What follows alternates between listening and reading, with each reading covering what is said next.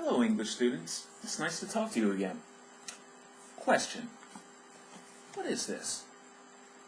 Well, it's a book, of course, but what kind of book? Looks like detectives on the front, so it must be about crime or mystery. In fact, it is a detective, the most famous detective of them all, Sherlock Holmes. Now, Holmes would solve crimes and mysteries, and he would make deductions based upon the evidence to solve these crimes. He would make deductions. Now, believe it or not, we as English speakers do this every day.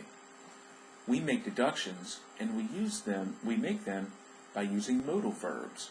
Modal verbs. Must, might, could, couldn't, may, etc. These are all verbs we use to make deductions about the past. Let's look at an example.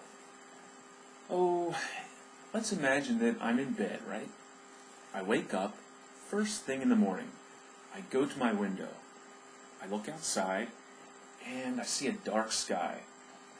The streets are wet, there's no sun, the trees are dripping, the grass is soaked, everything's wet. So I see this, and I say to myself, it must have rained last night. Based upon the evidence, it must have rained last night. So, am I certain that it rained last night? Absolutely, it rained last night. Let's try another one. So I'm back in bed, I wake up, I go to my window, I look outside, and I see some clouds, but I also see the sun. The streets are dry, but there are some wet spots and some puddles.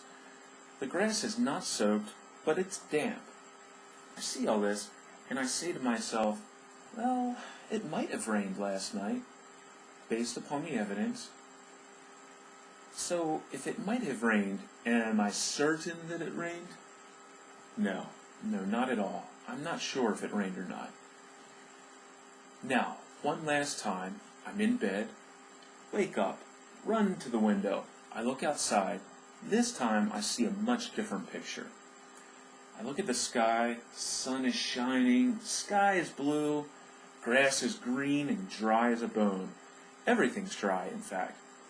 I see all this, and I say to myself, it couldn't have rained last night.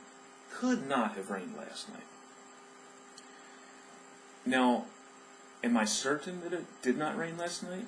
Of course, there's no way it rained last night. I'm certain of that.